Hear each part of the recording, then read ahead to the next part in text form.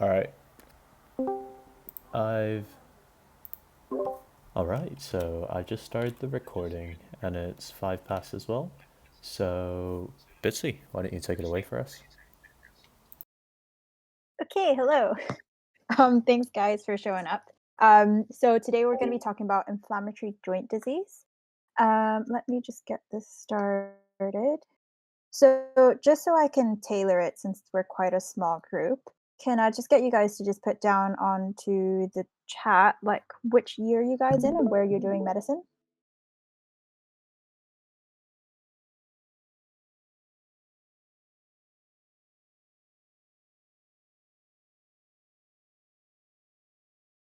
Okay, Splunky, Newcastle fourth year, fifth year in Turkey, and Maru Malaysia first year. Okay, perfect. So just one of you guys let me know if you can see my screen okay. I've used this beautiful poster that Splunky's managed to make for me last time.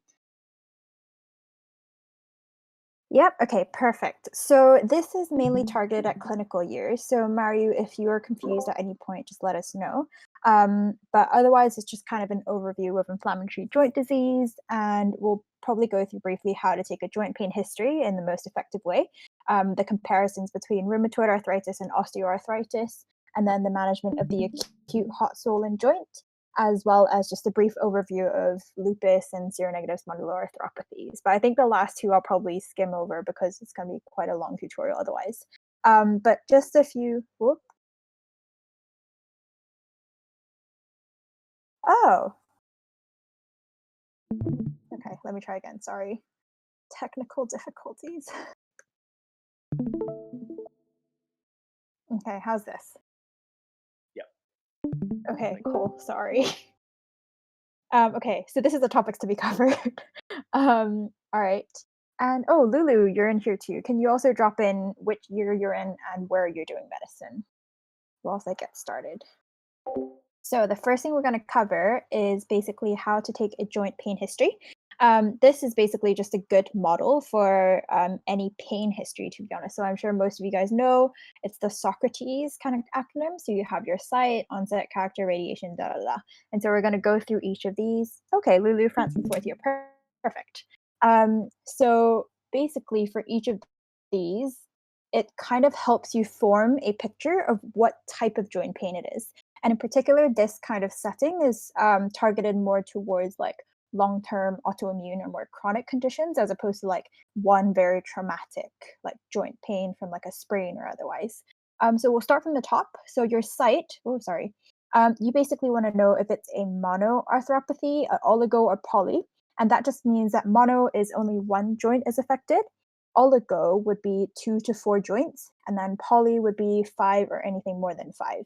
And then you also want to know the symmetry of the joint pain. So is it the same joint on both sides, or is it kind of the right elbow and then the left knee? So that would be asymmetrical joint pain. So that itself actually gives you a lot of clues towards what the cause of the joint pain itself is. And then next we have your onset. So you want to know, is it like a chronic, gradual progressing? So someone comes in after, say, 6 months or maybe even years of it getting worse, or is it quite rapidly progressing? Like over the past week, it's gotten really bad, or even over the past few hours. And then you also want to know, is it associated with a traumatic event, either one that happened years ago that's kind of currently creeping back up, or is it something that is more acute?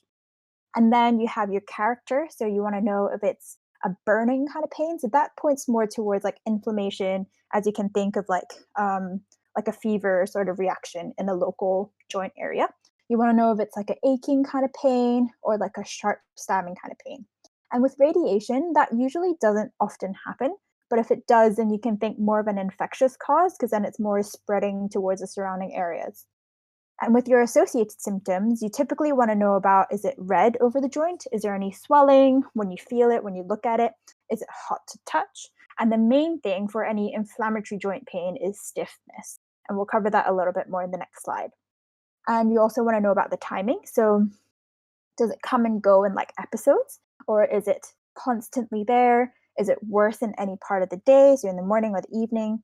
You want to know exacerbating or alleviating factors. So if you press on the joint, does it make it worse? Have they tried any pain medication? And obviously, you want to know occupational history as well, because that's really important. So, like their setup at work. So, is it, oh, they're typing because their arms are like way above their waist, I guess. Basically, not have a very ergonomical setting, and therefore this causing a lot of joint pain. And you also want to know severity. So this actually gives you a lot of good marks when you're doing kind of OSCEs or like practical exams. So when you're pretending to speak to a patient and you're asking about pain, you always want to know like what is this impacting? Like, is it stopping you from doing your activities of daily living, which is what ADL stands for? So is it who's doing your shopping for you? Can you get dressed by yourself? And then otherwise, you obviously want to know about your typical past medical history, family history, etc. But you also want to know specifically, do they have other autoimmune conditions? And you want to rule out some red flags, which we will cover later on. Okay, so what is inflammatory joint pain? So, inflammatory joint pain is very typically defined as a pain that is associated with redness, swelling, and pain. But more specifically, any pain that comes in with stiffness that typically lasts for over 1 hour is associated with inflammation. So often the history that a patient will come in with is, for example, like, oh, doc, like this pain is so bad, especially in the morning. Like it takes me an hour to get ready because my joints are just so painful. This is your typical inflammatory joint pain kind of history. And in an autoimmune joint pain, you typically have a symmetrical distribution. So if you have kind of the fingers on the left hand, it'll be the identical joints on the right hand. And you have like progressive joint involvement. So it'll start, for example, in the fingers and go to like the knuckles and then the wrist and then move upwards or something like that. Any questions so far? Feel free to drop them in the chat because I've got that open. If not, okay, I'm going to move on. All right, so this is quite a busy slide, but one that I would actually recommend you guys take a screenshot of because it's a very useful differentials diagnosis table. So I'll just stay on this slide for a little bit longer. So, like I previously said, the pattern of the pain, whether it's diffuse or it's localized, as well as whether or not there's stiffness associated, that can really help you determine what's the cause of the pain itself. And in particular, if you look at the right lower corner, you have the monoarticular ones, so ones only involving one joint, and then you have your polyarticular ones, which is anything with 5 or more joints. All right. I'm going to move on to the next slide, but let me know if you guys haven't been able to take a picture of this. Okay, so we're going to go through a case. So this will require a little bit more interaction. So for those of you who are, I guess, not familiar with the Socrates model, maybe it'd be easy for all of us to just go through that really quickly. So if people can just drop in the chat, if they can name like the different components of the Socrates history taking.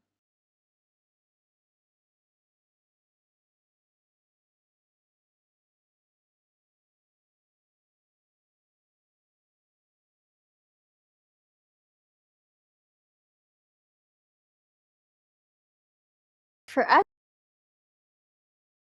O is for onset. Yep, yeah, well done. And then we got C and then R and then A.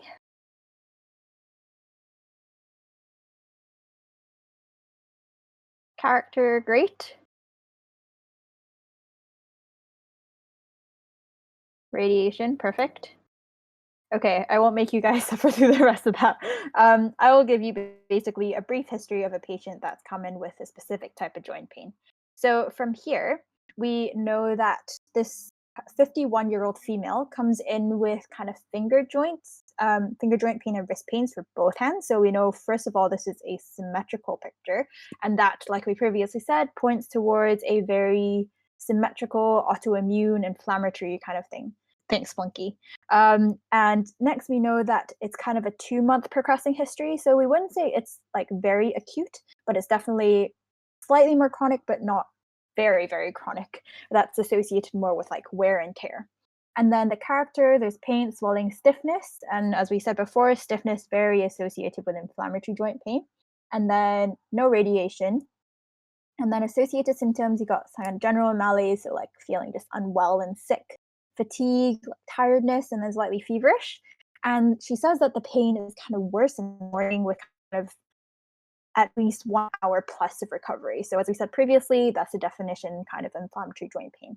And severity wise, if you had asked her, she'd be like, oh, I have to walk, like my work is dog walking and it's just really screwing up everything.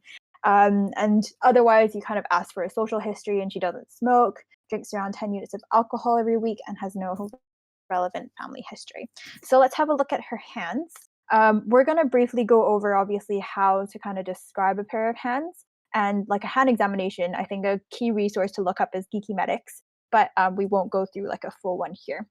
So for these hands, does anyone want to put in kind of any descriptors you would have for these pair of hands?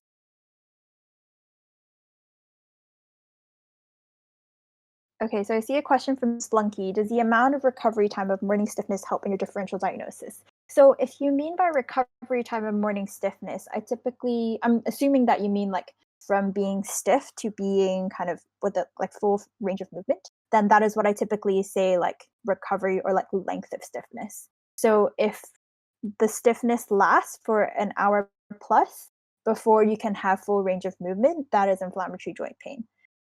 Does that make sense? Yes. Okay, perfect. So yeah, guys, any descriptors for these pair of hands? It can be very simple things um, like what the skin looks like, if they look the same on both sides, any particular abnormalities you can see, even just like the way that you see it. Yeah, swan-neck deformity. Well done, Mario. So we've got swan-neck. Well done.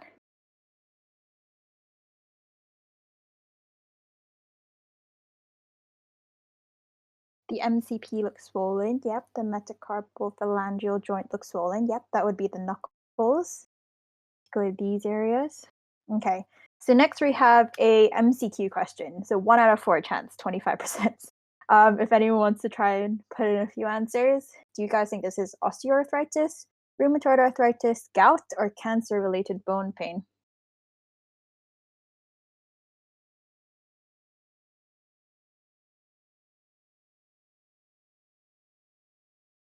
Okay, so Splunky saying either A or B. Neonot B, Mario B, EAB. Perfect. Yeah, guys, well done. I should make these questions harder. So this is rheumatoid arthritis. So we're going to briefly talk through what rheumatoid arthritis actually is. So let's look at this table. So what I like to think of is relevant epidemiology. This would be kind of what a typical patient would look like if they walk into a clinic. And thanks, Angel. This looks really useful. All right. So a person with rheumatoid arthritis will typically be between 45 and 75 of age. And their gender is, if it's less than 50s, there's a much higher chance that it will be female. And in terms of the pain history, it typically affects your MCP. So this will be your knuckles here, your PIPs, which is your proximal interphalangeal joints here. So that's the first kind of like joint after the knuckles. But in contrast to osteoarthritis, your DIPs, which is your distal interphalangeal joints, will be spared. Um, and the other joint that's commonly affected is your wrists. And sometimes your larger joints, like the shoulders, elbows, knees, and ankles, can also be affected, but less likely. And like we said before, joint stiffness greater than an hour in the morning and also associated with inactivity. So they'd say, like, oh, I feel stiff after sitting down and not moving in front of the TV for a while. And their pain typically lasts for 6 weeks before they typically present. And we think about some extra articular manifestations. As we know, like inflammatory joint pain is a process of inflammation that not only targets the joints, but kind of all over the body. And therefore, you will have other kind of organ specific presentations. So, for example, you can have cardiac conditions. And one thing to note that often comes up in exams actually is that there is a higher risk of coronary artery disease associated with rheumatoid arthritis, just because of the autoimmune kind of inflammatory response that happens both in the joints as well as in the blood vessels. So you also have other types of kind of vasculitis disease as well. So as we think inflammation, you can think inflammation of the pericardium, then you get pericarditis. You get inflammation of the pleura of the lungs, you get pleuritis. Um, You also get kind of inflammation and then fibrosis of the lung tissues that can lead to interstitial lung disease. And otherwise, you can have like ophthalmology, so scleritis, like pain in the eye, as well as rheumatoid nodules, which, if you kind of lift your kind of elbow or like arm towards yourself and you see the underside of your forearm, that is typically where you will feel rheumatoid nodules, which are kind of soft, rubbery, and non tender nodules. Okay, any questions up till now about how rheumatoid arthritis would clinically present?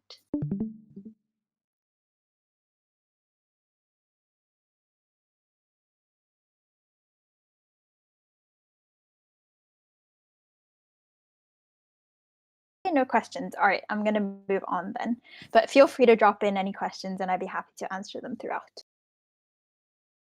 Okay, so as we talked about, we have the exact same picture from before, and Mary, you very correctly pointed out Swan-neck deformity. So if we just have a look at this picture up here, you have the two that are here that are typically associated with rheumatoid arthritis. You have your Swan-neck deformity because this looks like the swan's head, and then this is their neck, and this will basically be hyperflexion of the DIP and hyperextension of the PIP.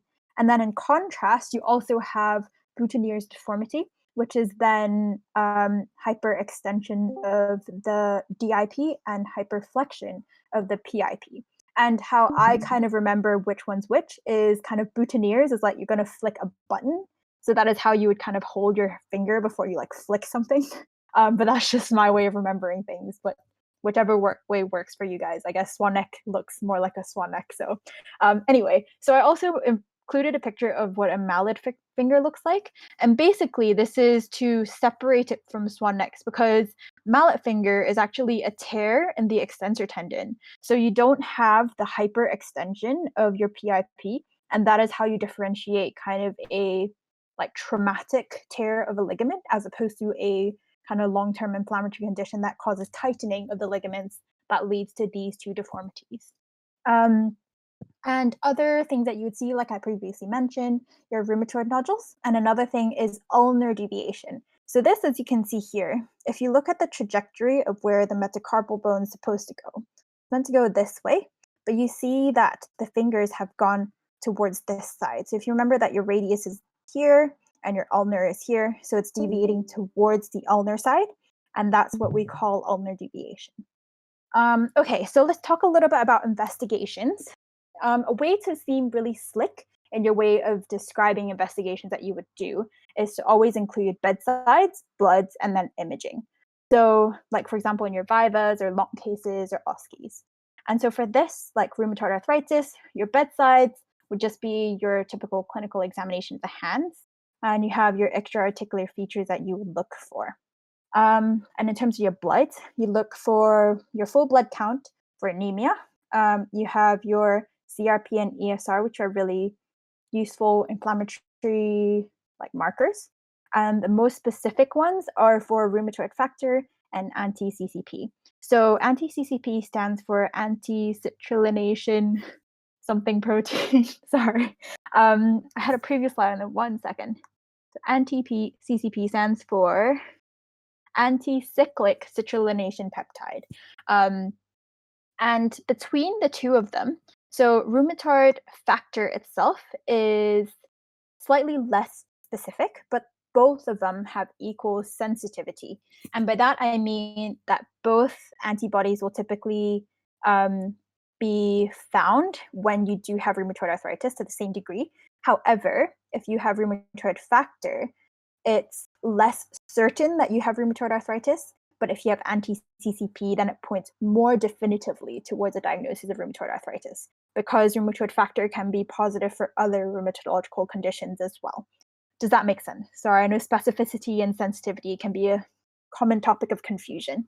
Um, but yeah, so if we think equal sensitivity for both, more specific anti-CCP. Okay, Leonard, do you have a question?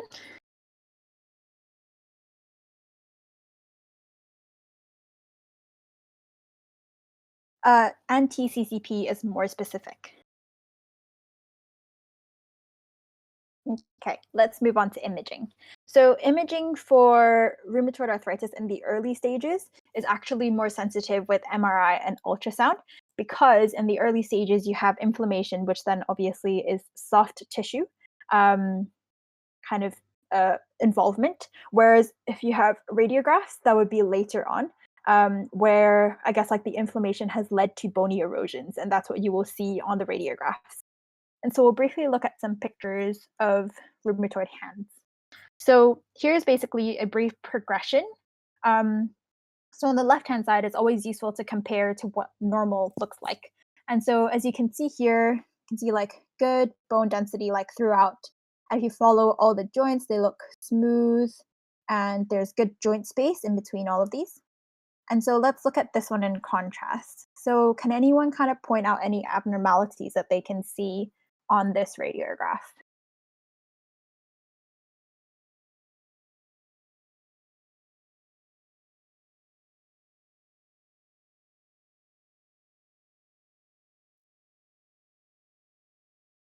Can I answer? Please.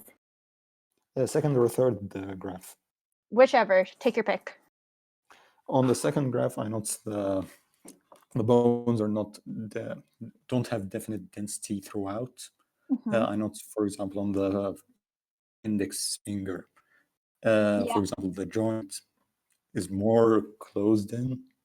I'm sorry, I'm still a high school student, so That's okay. No worries. yeah, these are the 2 points. Yeah, it's not the joints are not evenly spaced. Yeah, so the joint space is definitely different. You can't see very clear, distinctive kind of black lines through here. That's very good. Anything else you notice? So try maybe following like the contours of the bones and see if you can see anything. Okay.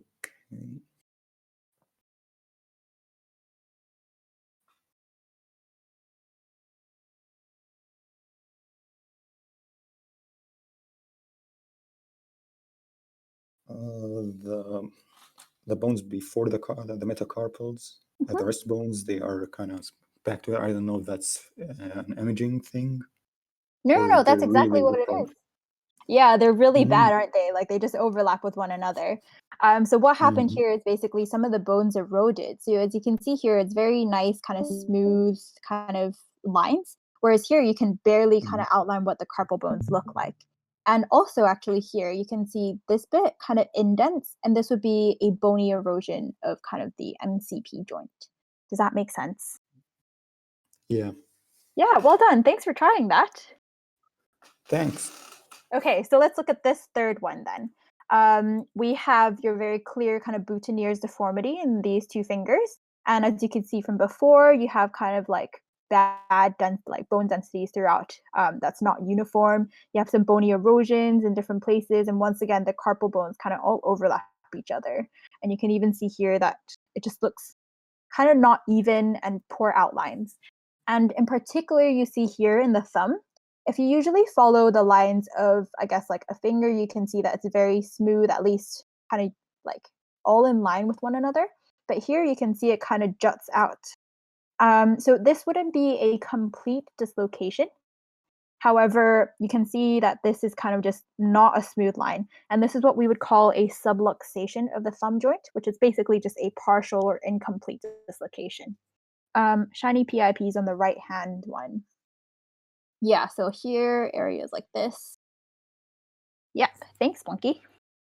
All right, everyone happy with radiographs? We can't see your mouse. Oh, is there a way I can scribble on this? Here, can you see the scribble? Yes, so No. sorry. I realized. Okay, so I was trying to point out this was the bony erosion here. This was the thumb subluxation. These were the very poorly eroded carpal bones. And here are your boutonniere's deformity. Okay, all right. Let me see if I can get rid of these.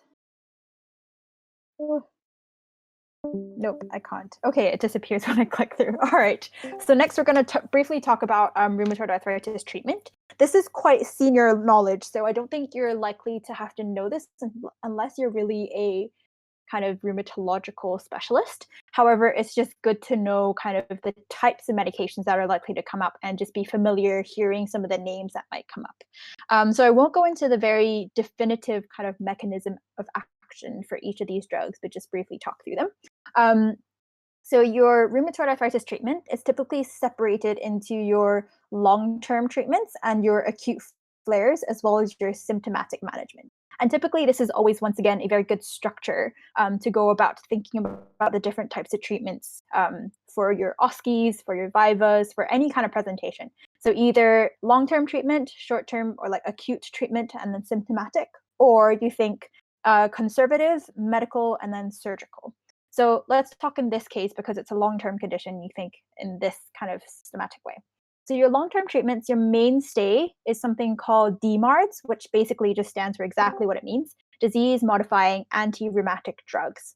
And your first line of medication is something called methotrexate. This is also actually used sometimes for cancer treatments because it's quite a strong medication that kind of inhibits like cell division and inflammation.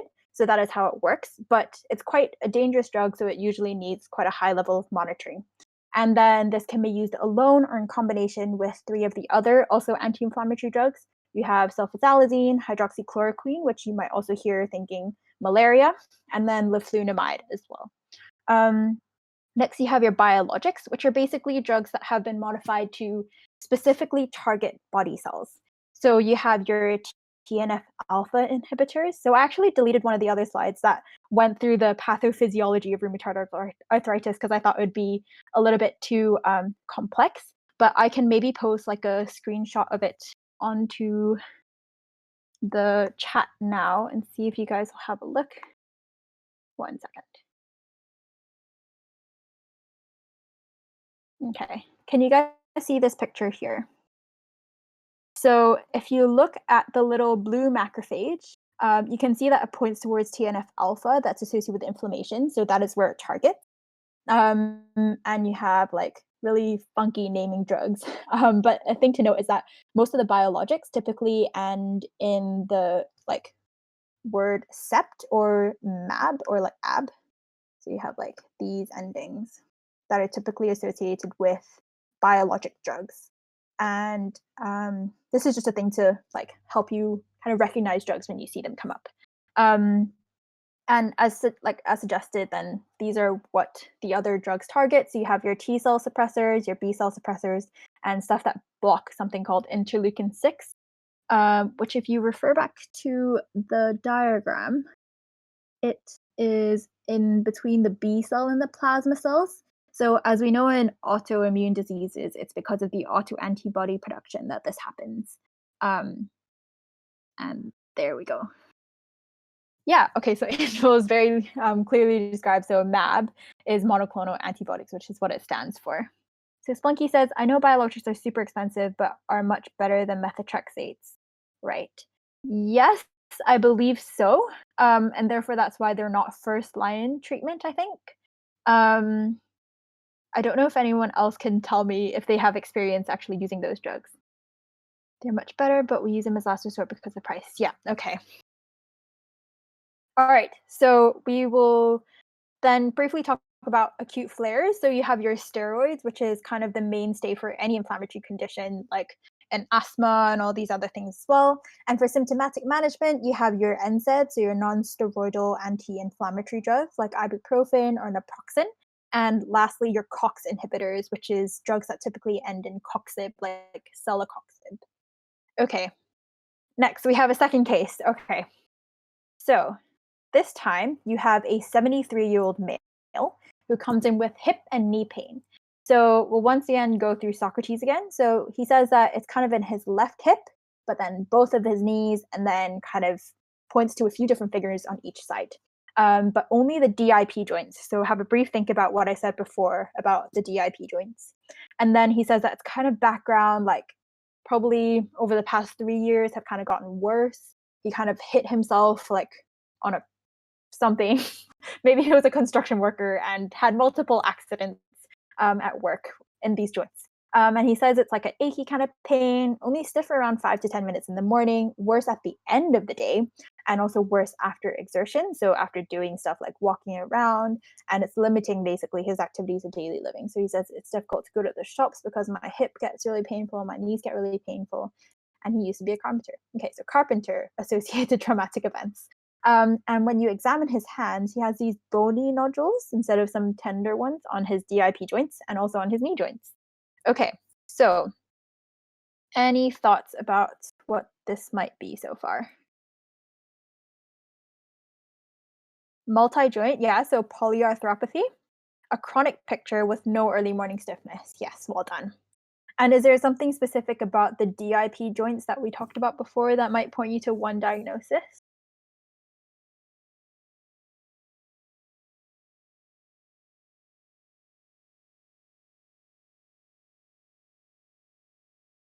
Osteoarthritis. Well done, Slunky. Okay, so this is his knee x-ray, which we'll actually go through now. So yeah, the diagnosis for this gentleman was osteoarthritis. So osteoarthritis in comparison to rheumatoid arthritis, we'll have a full comparison table in the next slide, is basically a result of wear and tear. And so often you have, if we go back to the history, something that's worse at the end of the day because the wear and tear, obviously, by moving it around during the day, then the kind of bone on bone grinding or kind of the swelling around the area will probably get worse. And it's typically kind of more chronic because you need that over time buildup of damage that leads to them finally presenting when it's limiting the things that they want to do. Okay, so let's talk about osteoarthritis, the picture. It's typically associated with an acronym called LOSS. So you have loss of joint space, you have osteophytes, subchondral sclerosis, and subchondral cyst. So I'm going to give you guys maybe like a few seconds just to have a look at this radiograph in the middle. So this is your normal. Oh, sorry, I know you can't see my mouse again. This is your normal. Sorry. And then this is your pathological one. So the one in the middle. Have a few seconds, see if you can find these four aspects of what a osteoarthritis picture would typically look like.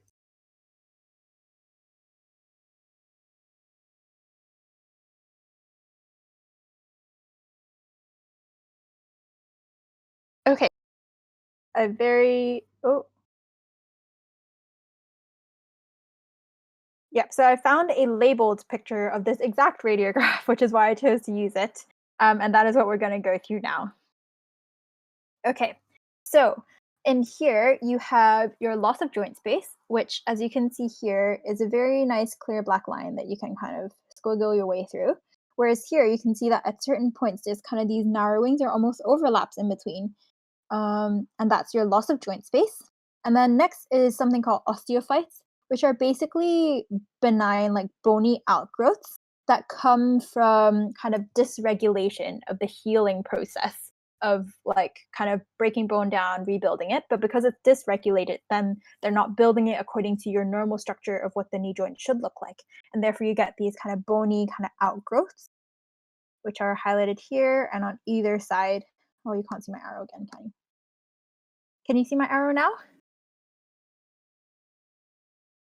No, never mind. Okay, I will use a pen again. Sorry, guys. So you have your osteophytes on here, as pointed out in the diagram, and osteophyte here. Maybe they can see. Try laser pointer. Ooh. Can you see this? Yeah. Ooh, nice. Okay, technology. All right. So next we have subchondral sclerosis. And this is basically kind of a denser articular surface. So once again, it's your kind of chronic wear and tear leading to dysregulation. So as you can see here, the density besides kind of these areas are kind of more uniform. But here you can see these like really bright white lines basically outlining where the joints are. And that's your kind of subchondral sclerosis. So subchondral just means like below the joint, so like exactly where they would like kind of articulate with one another. And lastly, it's your subchondral cysts. So we can't see any on this one, but I've included a picture of a hip joint that has a subchondral cyst. And that's just this little circle here. So once again, when you have kind of like the scaffolding of bone, that constantly goes under regeneration in your body as you grow up. And when that process gets kind of dysregulated or becomes less efficient, the scaffolding kind of breaks a little bit. And because your joints are typically surrounded by a capsule that has synovial fluid in it that makes sure that your joint kind of lubricates and moves smoothly from one another, then when you have kind of gaps in your scaffolding, that synovial fluid can go into the bone, and that's what causes subchondral cysts. So basically, the definition is when you have osseous degeneration, which just means bone degeneration, with intrusion of synovial fluid. Okay. Does that all make sense so far? Feel free to drop questions as always. If not, I'm going to move on. Okay, so next we have osteoarthritis versus rheumatoid arthritis. This is a common exam question and also just a common clinical presentation that's useful to know. So as we talked about, rheumatoid arthritis is because of autoimmune inflammation, whereas osteoarthritis is your wear and tear, and therefore your kind of age of presentation. You get slightly more younger, so as we said before, 45 to 75, whereas osteoarthritis are typically like 60 plus. And your presentation would be kind of symmetrical. You have your inflammation, like morning stiffness, pain relieved by activity. So moving around kind of removes all the inflammatory cells from those joints, and therefore you get more range of movement. Whereas in contrast, the pain is worsened by activity in osteoarthritis, and you have your morning stiffness that's less than 30 minutes. On examination, you have your tender, boggy joints. I don't know how you would describe boggy over voice. Yeah, kind of like a sponge, but hard in the center, if that would be the best way to describe it. And in osteoarthritis, instead, you have these things called Heberden's and Bouchard's nodes, which in contrast are very hard and non-tender nodules. And the Bouchard's nodes are in the PIP joints, and the Heberden nodes are on the DIP joints. And these are basically just bony outgrowths as well, so similar to your osteophytes. But they're not tender at all. So whereas your joints in rheumatoid arthritis is typically painful when you press on them. And then for your investigations, so everything would basically be positive in your rheumatoid arthritis, whereas everything would be negative, but you typically just send them off anyway just to rule it out. So Splunky's just asked a question. So the pathophysiology of the morning stiffness is the presence of inflamed cells in the joints, and moving gets them away. So basically, moving kind of increases the blood flow. So you're able to kind of reduce the amount of fluid and inflammatory cells in that region, and therefore you get better range of movement. Yeah, I think that would be the best way to describe it, because the inflammation kind of builds up with inactivity. And Mark James saying, like a sponge but hard. You mean squishy outside, but after that you find a hard part. Yeah, so the sponge itself is not like completely pushable, but it's like there's a kind of bubbly layer of fluid that's not as palpable as like bubble wrap, but it feels kind of like bubble wrap underneath the skin, and then you feel bone. I think that would be the best way to describe it, sorry. But if you do get the chance, I would highly say go to like a rheumatology clinic during your placements, because it's something that you just can't describe. And once you feel it, you'll know it and you'll recognize it forever. Yeah, a sponge that's on the outside is boggy, and on the inside it's hard. Okay, so let's move on. All right, this is our last case. So this time it is a 37-year-old male who comes in with a red, hot, and swollen joint. And this is your history. So it's only in the right knee. So this is a monoarthropathy. You have your onset that it's in the past 24 hours. He's like, oh, I woke up and I realized that my joint was really kind of painful. I thought it was just a one-time thing, but by the end of the evening, couldn't bear it, had to come into emergency department. And he describes there's pain, swelling, and stiffness around the joint. There's no radiation, but he does have a fever. There's a 5-day previous history of kind of urinary frequency, so going to the toilet more often. There's pain when he's passing urine, so dysuria, and then urethral discharge, so he kind of like, oh, this kind of gunky thing coming out. And then the time, there's no specific time of the day that's gotten worse, but it's just gotten progressively worse over time. And he says he's tried some paracetamol for the fever and kind of stopped the pain a little bit more. Oh, Otto, your mom's a rheumatologist. You should be giving this lecture instead. And severity for this gentleman is a 7 out of 10, but there's no other history of note, and his examination is a tender, swollen joint with a small effusion limiting movement. So this is what his joint looks like. All right, so let's think about some differential diagnoses.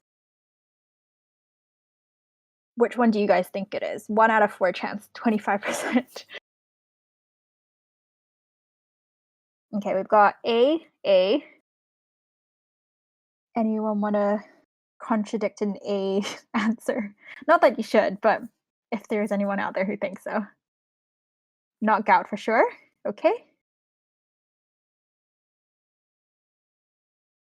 Could be D. Ooh, hemarthrosis.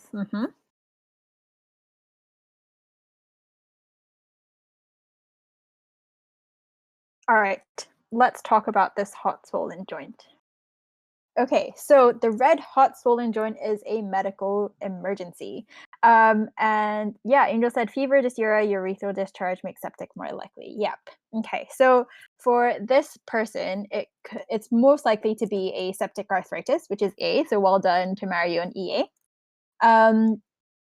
Like I said, red hot swollen joint, always medical emergency, and therefore you need to treat it as a septic arthritis unless proven otherwise. So if you're thinking differentials, these are your top differentials to think of.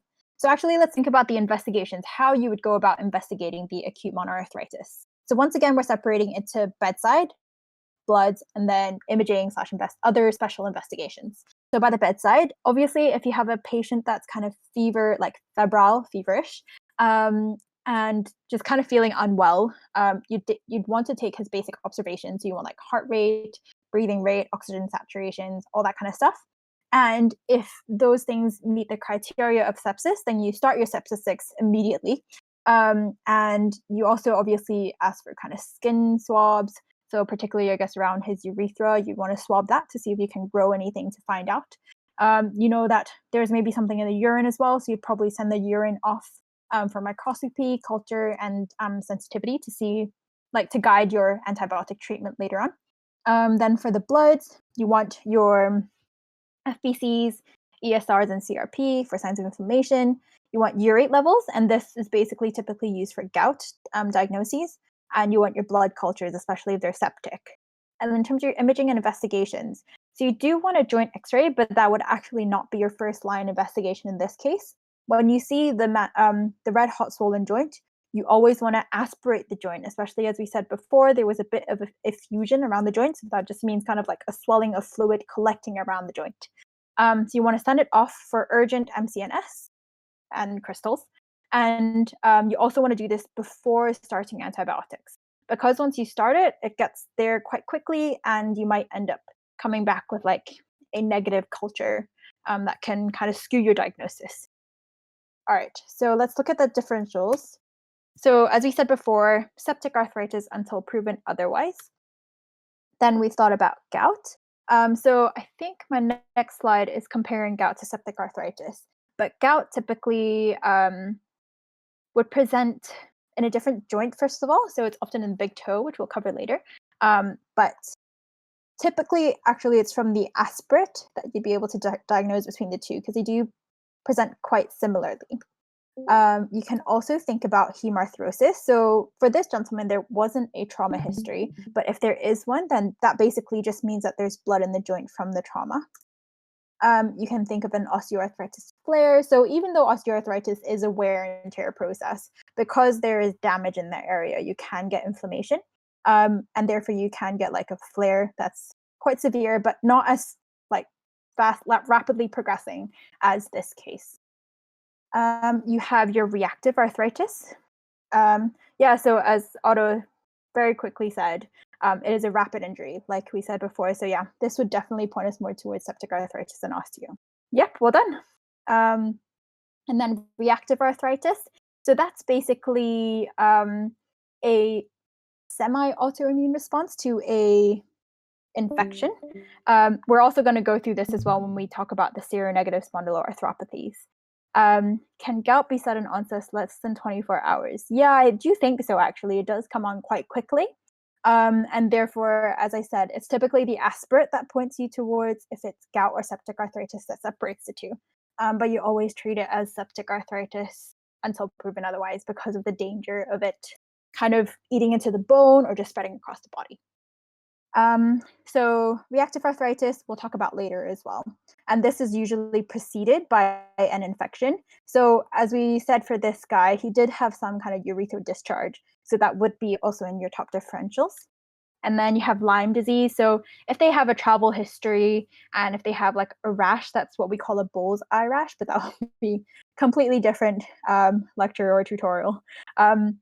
Yeah, so ask about travel history because that can point towards a disease, diagnosis of Lyme disease. Okay, so let's compare septic arthritis and gout.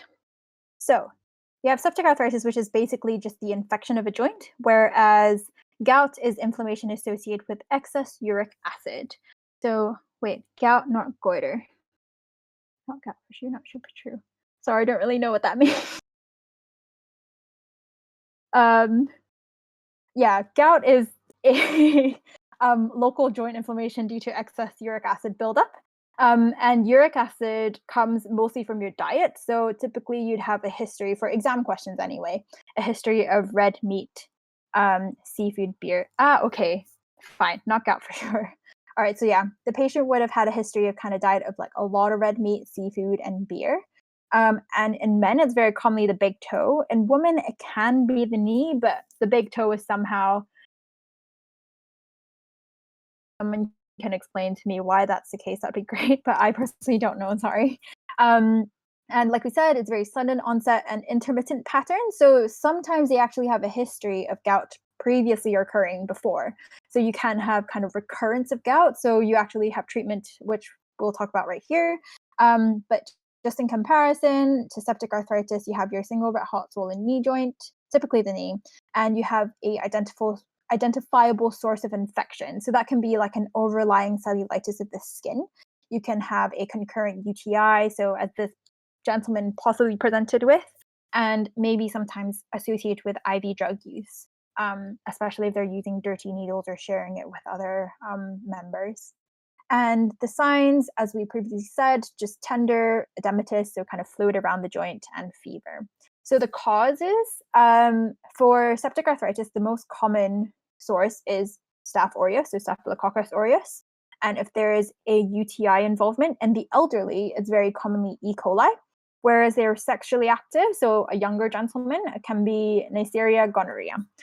So I guess like a high yield thing to remember is that when you're thinking about sexually transmitted diseases associated with joint disease, you have gonorrhea, which is associated with septic arthritis, whereas chlamydia is associated with reactive arthritis, which is also on a later slide. And so your management for septic arthritis is you aspirate and then get your sensitivity, then you treat with the sepsis 6, and then you give them antibiotics, which I guess depends on where you are in the world or even where you are in the country. But from what I found in the guidelines for the UK, you have flucloxacillin and clindamycin if you're penicillin allergic. Whereas with gout, because it is an inflammatory reaction, you treat with non-steroidal anti-inflammatories, and then acutely, you treat with colchicine, and preventatively, you treat with allopurinol. And the important thing to think about is that allopurinol actually exacerbates in the short term, and therefore you typically don't treat it until I think it's 2 weeks after the resolution of the joint pain. Okay, so I think this is probably too much to cover, so I'm going to skip over this and go to the seronegative spondyloarthropathies, which is the last slide before 3 MCQs. So if you stick with me till then, I promise it'll be useful. So your seronegative spondyloarthropathies, as defined by the name, when they mean seronegative, just basically means that rheumatoid factor is negative in this case. And then all of these have associations with the HLA-B27 gene. So these are kind of typical kind of like red flags to pick up when you see MCQ questions. And you have 3 of these, which is your reactive arthritis, which is defined by something that's saying can't see, can't pee, can't climb a tree. So when they can't see, they typically present with anterior uveitis, which is kind of really painful red eye associated with kind of blurring of the vision. Then you have can't pee, which is cercinate balanitis. So it's kind of just like dermatitis overlying the penis. And it's also associated with recent infections. So gastroenteritis, if they've recently had periods of kind of diarrhea and vomiting. And as I previously said, if it's an STI associated, then it would be chlamydia. Scoring Farmer is asking, would high uric acid levels in the blood be a reliable indicator of gout? You would test for urate levels, but that wouldn't be a diagnosis. I think I skipped over this. So in the joint aspirate, as we said, would be the main diagnostic factor. You actually see crystals, which is caused by the excess uric acid. And that would be what helps you diagnose gout, if that helps. Sorry, I didn't clarify that earlier. Does that answer your question? And Lulu is saying, can you have septic arthritis but without bacteria and sepsis? So I think you can come back with sterile, like sterile just means like negative cultures. And that can be because the antibiotics have been treated before. It can just because they couldn't isolate it, like it's a atypical like microbe that they typically don't grow in the cultures. So I think you can actually get it, but you typically treat the patient rather than the result. So what I've experienced in the wards actually is people often treat it as septic arthritis, even if the culture comes back negative. Angel, I don't know if you have anything to add to that, but you can have it without sepsis, but because of the risk of it turning into sepsis so quickly, you would still treat it with broad spectrum antibiotics. Does that answer your question, Lulu? Mary, would probenecid be given as first line in gout? I've never heard of probenecid, and I don't know if that's because I'm in the UK. I will look that up at the end of this presentation and see if I can give you an answer to that question. Sorry.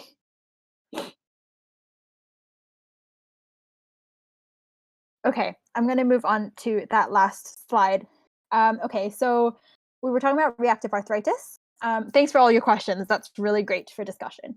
And investigations for reactive arthritis would typically be your joint aspiration, as we previously said, to rule out septic arthritis, and then otherwise you treat it, the underlying cause, as with intra-articular steroids. So you just inject the steroids into that local joint to decrease the inflammation. And typically, it actually takes quite a while. So you're targeting actually a 6-month time period for resolution, and you treat with NSAIDs symptomatically in between. So your psoriatic arthritis is, as the name suggests, associated with psoriasis, and you typically have nail changes. So you have pitting, so it's kind of like these little dents in your nail, and then onycholysis, which basically just means like if you kind of have a look at your nail, like where it joins to your finger, that kind of peels back, and that's onycholysis. So I think I have a picture for that. Yeah. So if you can see here, like the white bits of the nail here are kind of peeling back instead of having a nice uniform line. And you have something called dactylitis, which will typically often be associated called sausage fingers. So it's kind of swelling of these fingers looking much more thick and big than kind of a healthy finger like this one. You have enthesitis, which is kind of swelling of the insertion points of ligaments and tendons. That can typically be like on the palm, on the sole of your foot, as well as your Achilles tendon. So they might come in with like ankle pain. And then you have arthritis mutilans, which is a very severe form, like very severe. Like if you have like on a scale, you have like psoriasis by itself, psoriatic arthritis in the middle, and arthritis mutilans, which is kind of ultimate destruction of the joints. But the joint pattern itself can differ between person to person. And so you often use something called a PES tool, which I guess you guys can just look up. It's just a way of kind of screening for it. And in the x-rays, you often see something called a pencil and cup appearance. I don't know how commonly this actually appears in clinical practice, but it's something that often appears in exam questions, which if you see here in the x-ray, kind of just this like, as you see, this becomes kind of sharp. So it's almost like a pencil and a cup here. You can see it once again here as well, becomes sharp, and then a cup kind of like over the top. And you treat it with NSAIDs and DMARDs. And then lastly, ankylosing spondylitis is your inflammatory arthritis of the vertebral column and sacroiliac joint. So this often comes in like a patient who's quite young that comes in with back pain. So they're often like 20s to 30s. And they might come in with anterior uveitis. So once again, kind of blurring of vision and eye pain, costochondritis. So kind of pain in the cartilage. So that can often present in the chest. So you kind of just get diffuse chest pain, and it's tender when you press on kind of the ribs. You have your dactylitis, so your sausage fingers, enthesitis as before. And how to test it is a Schober's test, and that's basically just to see that the spine has reduced flexion. So if you like bend over and touch your toes, it's significantly reduced in people with ankylosing spondylitis because of the recurrent autoimmune inflammation leading to the joint fusing. And that is what happens to present with a bamboo spine. And once again, the investigation is that it's kind of raised ESR CRP, and they have an HLA-B27 gene association. All right, so lastly, we just have 3 MCQs and then we're all done. Here's our first question. So a 40-year-old mechanic presents with a 2-month history of joint pain in his hands. It's intermittent with associated swelling and stiffness lasting more than 30 minutes in the morning. What diagnostic test is most specific for this diagnosis? You have your uric acid, CRP, ESR, rheumatoid factor, anti-CCP, and joint aspiration.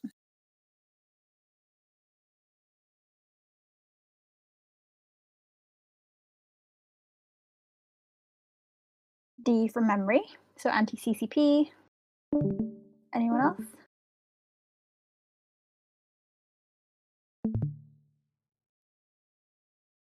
Yeah, anti-CCP as well from Mariu. D, Rheumatic. Yeah, okay, so everyone's got this. Yeah. So the correct answer is anti-CCP. So for me, I'd always like to know like why the other questions are incorrect. So uric acid, I was said for gout. CRP SR is kind of too general for any inflammation, to be honest. It can be raised in sickness and infection. Rheumatoid factors, like we said, is sensitive, but less specific than anti-CCP. And your joint aspiration, as we said, is for your acute monoarthritis to rule out septic arthritis. All done. And then this is your next question. So a 20-year-old male comes into ED with the acute hot swollen knee. It's erythematous, which means it's warm, or like red, sorry. It's warm and then tender on palpation. He is sexually active, and he also has a temperature of 38.1. The joint aspirate is sent off. What is the most likely causative organism in this case? So we have E, B, E. Ooh, exciting. We have 2 different answers. Neisseria, which is B. So 2 for B, 2 for E. Got another B. All right, let's reveal the answer. So in this case, it would be B, Neisseria gonorrhea. So mainly from this stem, it's because that he's sexually active. So I guess the stem could have been better written that he had symptoms of kind of an STI infection going on. But I think when you guys said E, that's because Staphylococcus is the most likely if it's older and someone who's not sexually active. So that's still a good choice. So the other ones, Salmonella is associated with reactive arthritis. So as we said before, if you have kind of a period of gastroenteritis preceding a joint pain, that can be something that you're thinking about. And then in terms of these other 2 microbes, strep pyogenes, it's more common in young children who have kind of the acute joint infection. And then your staphylococcal epidermidis is associated with prosthetic joints. So these are 2 that might come up if you see it for prosthetic people with prosthetic joints or younger children. All right, last question. 63-year-old male presents to ED with, the acute hot big toe. He has a diet consisting a lot of red meats and seafood. His existing medications include warfarin, metformin, and simvastatin. And after being diagnosed with gout, what is the most appropriate acute treatment of this episode?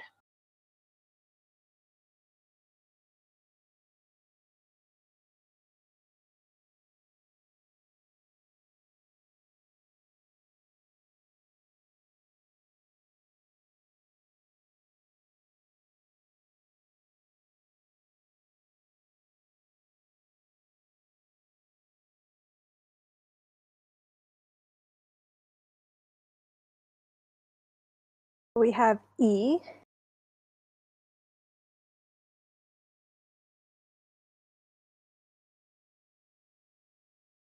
Anyone else?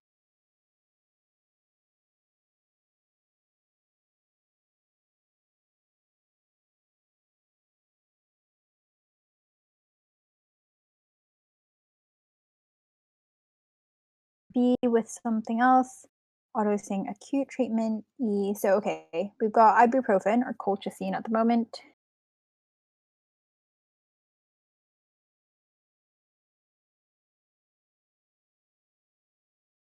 E and NSAIDs, yeah, colchicine and NSAIDs. B and E, I don't know. Okay, cool. Fine.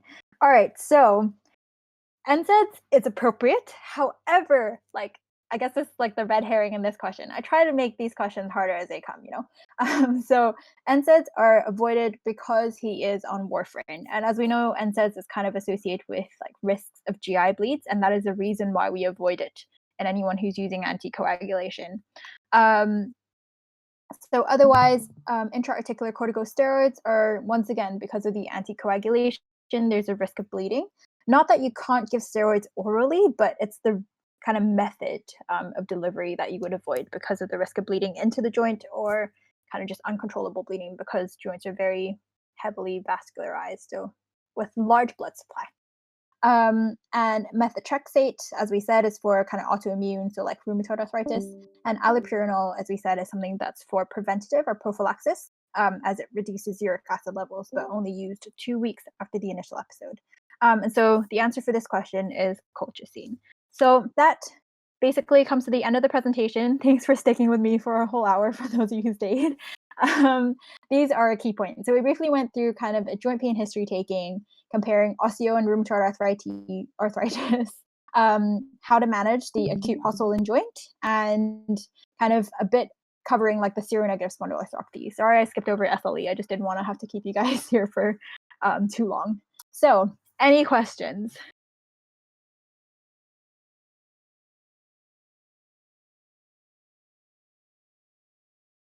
So allopurinol is used for the prevention of gout and should not be used in the acute treatment.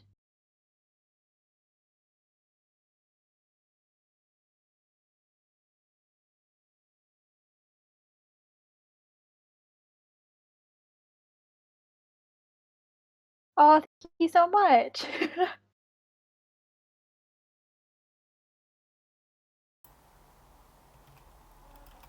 I don't think there is a schedule for presentations. I gave the lecture because I just had the slides ready from a different tutorial and thought people would enjoy it here as well. So just thought I'd share it with the world.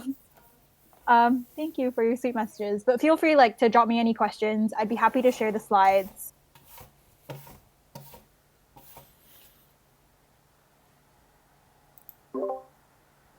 And if there's any slide that you guys want to go back to just to take a like screenshot of, let me know. Right. Okay. I think I'll just step in here and say a massive thank you to Bitsy for running the session for us as well. Maybe just from my point of view, will these slides be made available? Okay. Do you want me to post them now? Yeah, if you can drop the presentation down the link, that'd be much appreciated. Sure. Please ignore my very messy presentation like notes, but I guess they can help explain what's going on. I think I can definitely echo everybody's thoughts in saying that, yeah, fantastic presentation, really well and concisely given. Much better than my rheumatology lectures. So the file is a bit too big to drop here. How should I share it with people? If you put it onto a Google Drive or maybe a WeTransfer link, we can look to share that down here. I'll get out with you after this, and All it'll right, be sure. on this chat, so people can look out for it. Sure, I got it sorted out. In the meantime, are there any more final questions for Bitsy before we close up the session?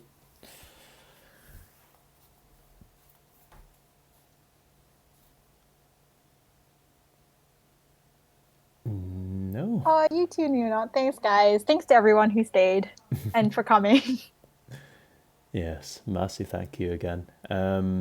We'll just be hanging around after. If you guys have any more questions or ideas for sessions that you guys want, just give us a shout.